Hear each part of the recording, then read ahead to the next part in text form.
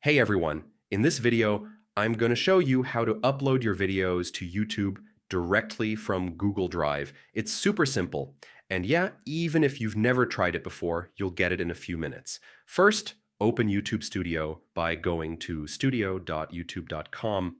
Make sure you're signed in to the correct Google account that you want to upload the video to. This is important, otherwise your video might end up in the wrong channel. Next, click the Create button, usually at the top right, and select Upload Videos. This will open the Upload window where you can choose your video files.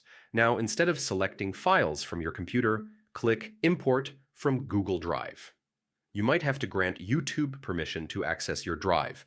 Just follow the prompts. It's safe and secure. Browse your drive and select the video you want to upload. Once you click it, YouTube will start importing the file.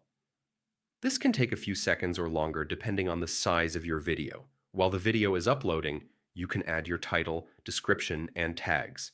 Set your visibility, public, unlisted, or private, and then click Publish or Schedule for later. And that's basically it, yeah. Your video is now on YouTube straight from Google Drive.